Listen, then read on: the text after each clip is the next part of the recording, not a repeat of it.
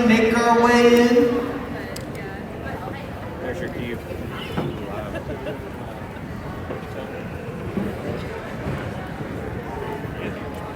Find you a seat.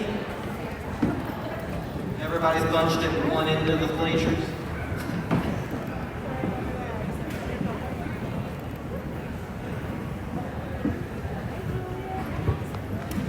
All right, well, good morning and welcome, everybody. We're excited to finally see a lot of faces and not be on Zoom for what feels like an eternity. Right? So, for those who don't know me, I'm Jason Christian, interim dean for the School of STEM. I'll be kind of emceeing our event for this morning. So if you want to, Tony, pop over. So we've got kind of a quick icebreaker. For many of you saw the emails, and quite a few of you filled out the form that Terry Kapler had sent around. The Who Said. So, first question. What was your first paying job? So, who said they were a car hop at A&W? Okay. Hit the button again, Tony. It'll pop things up there. Nope. Nope. Other way. More. Well, apparently that part doesn't work, but. All right, well, first job. Kristen Bauman. Kristen, you in here yet? No? There you are. All right, next one. Maybe this one will pop up correctly. Hey, you're good. How old is the oldest pair of shoes that you own? So who thinks is old enough to have a driver's license and adolescent children? John Hershey or Tammy Nicholson? Who thinks John Hershey? Who thinks Tammy? And it's Tammy. If you really knew me, you'd know the insane amount of peanut butter I use. Who thinks it's Karen? What about Billy? Alright. Yeah, Billy Morris. Alright, so we'll do a few more of these later on in our program. But I want to go ahead and introduce our highlighted speaker, the newest, coming in at 5'2", powerhouse, interim president of Georgia Highlands College, Dr. Dana Nichols.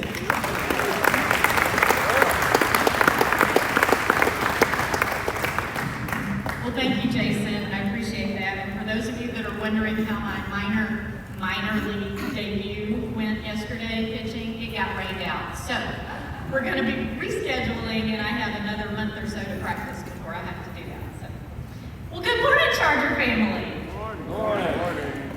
Y'all got coffee in you. Come on now. Good morning. Good morning. That's better. So it's another year at Georgia Highlands College. Who's excited to kick that off?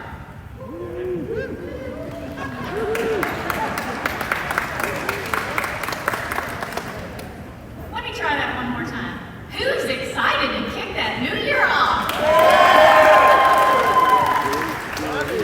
That's better. Well, I am so happy to see you all here in person. And I know our students and your colleagues agree. As Jason said, I think we're all zoomed out by this point.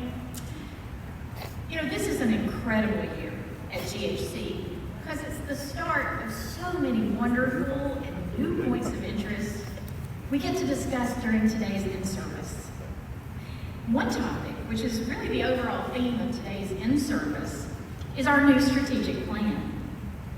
I won't say too much, but I will say that I am excited for the unveil so you can appreciate all the hard work that went into the creation of this plan and all of the plans we have for student success moving forward. It's loud, but it's just. After a brief video, I just have a couple of colleagues that are trying to zoom we in, will so- welcome our Dean of CAR, Jesse Bishop, Thank you. and our interim provost and chief academic officer, Sarah Coakley, to speak about GHC's new strategic plan. Please roll the video.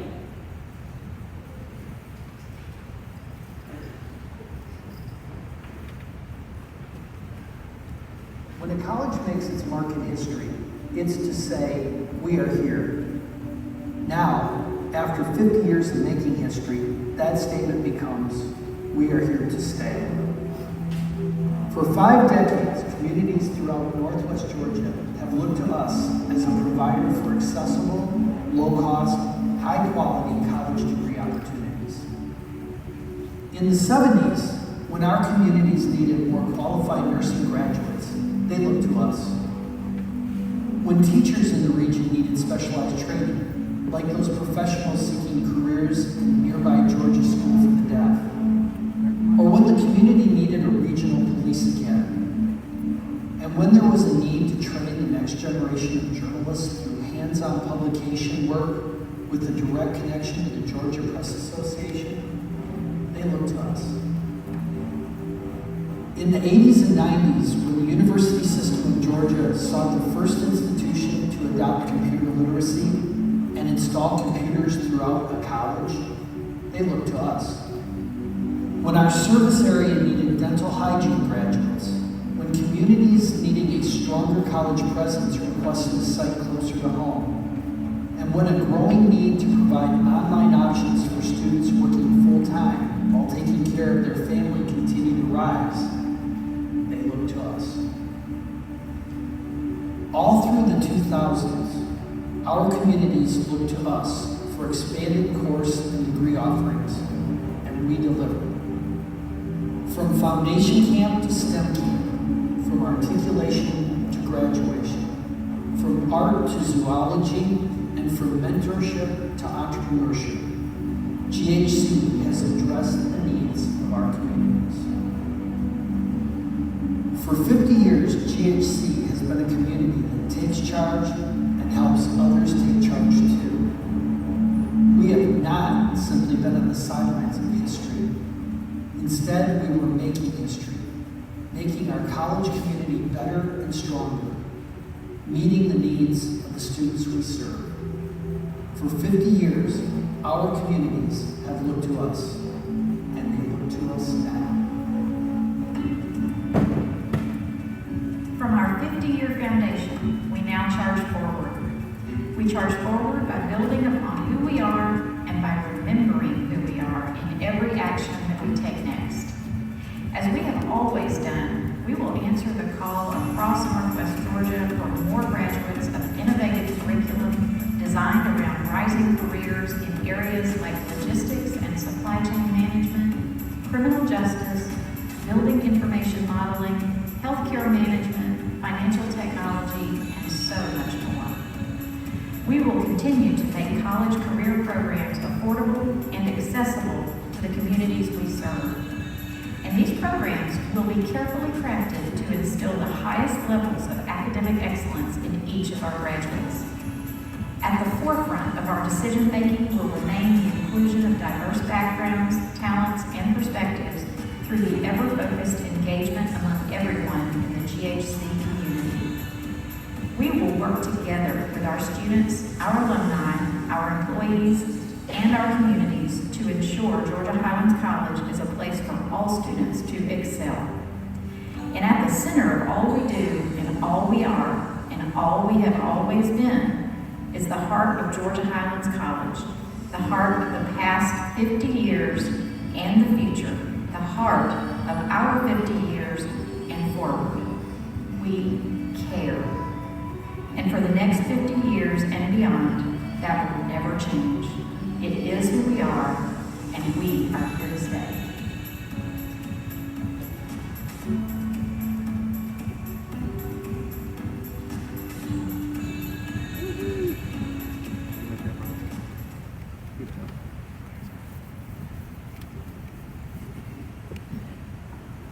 All right. Good morning, y'all. Can you hear me okay? Yes? Okay, perfect. Thank y'all for being here this morning. Thank you for watching our video. Thanks to Sheila's team, Jeff, Brian, Nick, everybody who was involved in that. Don and Dana, of course. I want to give you a little background on the strategic plan and how we got to this particular moment. If you've never tried doing a strategic plan in a pandemic, I do not recommend it. Just skip that if you can. Maybe you go to slide 2. So just so you'll kind of see, I know this is hard to read, but we're going to put this online for you later if you want to know the sort of the timeline.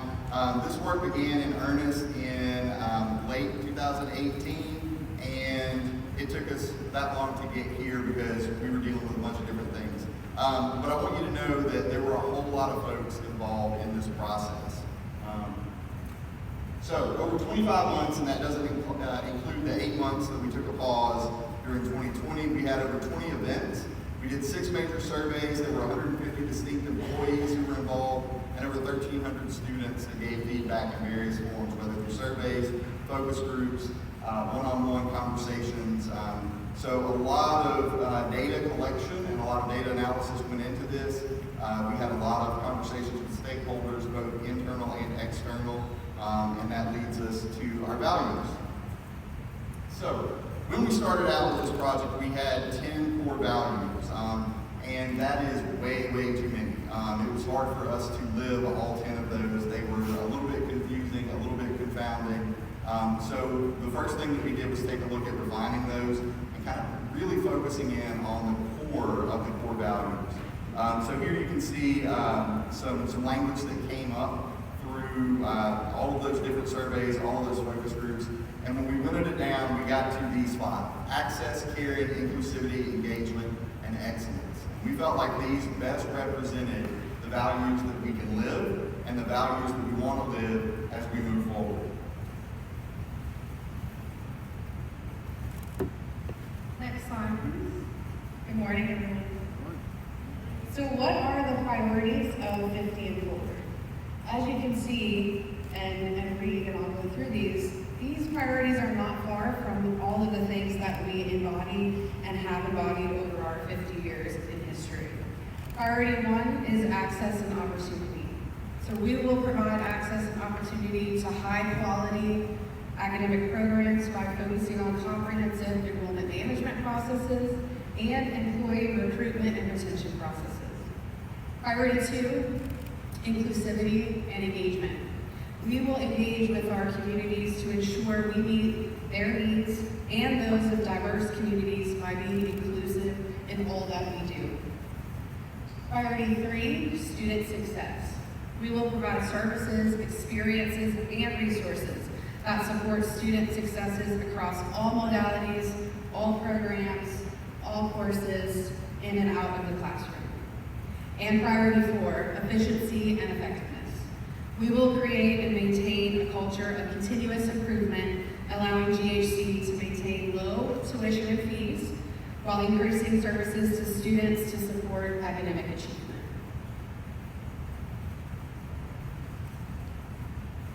So as we go forward, the next steps for this particular strategic plan will be to identify our key performance indicators, and we've got many of those now. We'll be publishing those on my department's website as we go forward so that everybody can see that. We're going to have operational planning. It's linked to budgets. It's linked to all of our activities so that it's very clear that these things align. So you'll notice today in your agenda that all of the sessions that we picked today align with some facet of the strategic plan. It's very intentional. We worked with folks who are presenting to find out ways that these things would link up as an example of how we're going to feed into this particular strategic plan and make some changes with GHC that are going to help us out. Of course, there will be assessment. We'll be talking more about that, especially for faculty and for staff as we go forward, both academic and administrative assessment. And then, of course, the reporting issues, right? We'll report annually, and we've got our 5th-year SAC COC report coming up in 2023. So all of this work is going to feed in. And with that in mind, we'll talk about the first next step.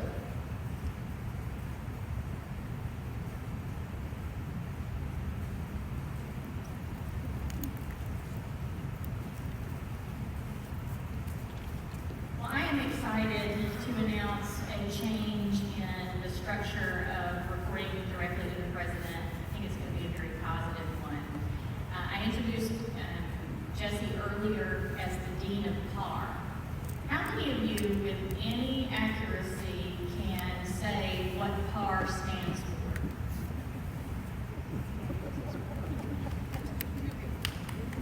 Okay, so we've got people that work directly with Jesse who know what PAR stands for. That's been a problem amongst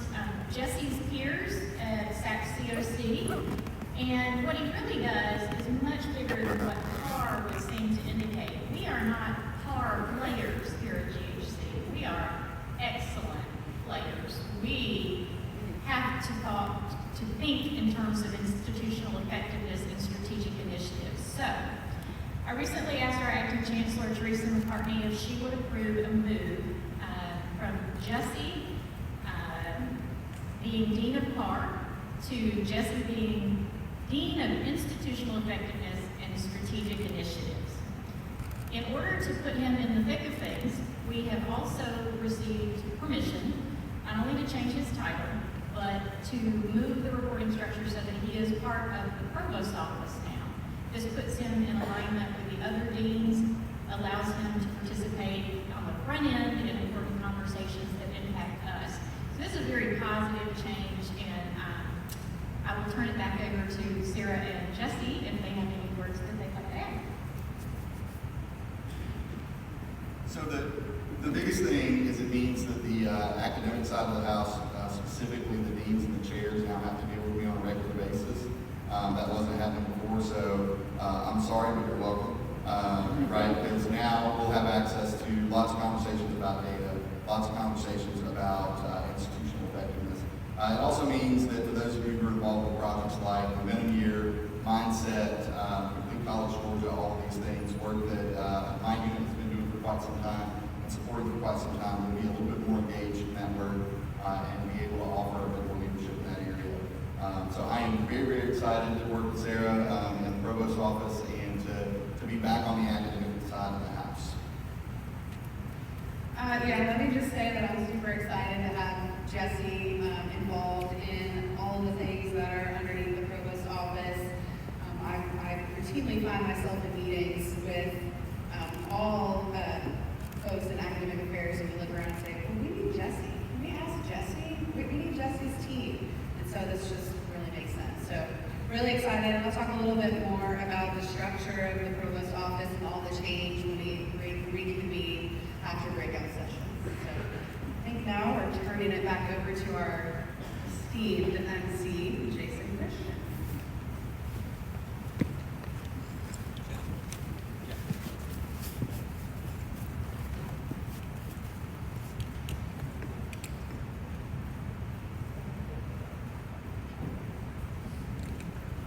Okay.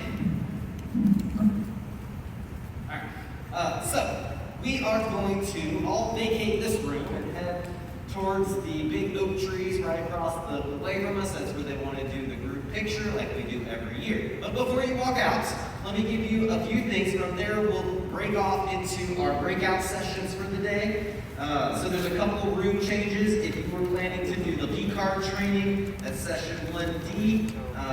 Then you will be in W333. Okay, that's Wall Raven 333. And if you are planning to do the study away, designing a travel study program of your own with Billy, that will also be in W333. That's session 3A. Okay?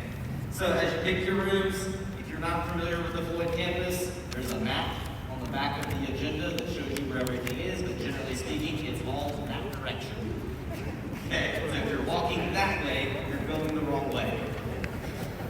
Other than that, everybody let's migrate out. Let's go ahead and get our picture taken. And we will see you after.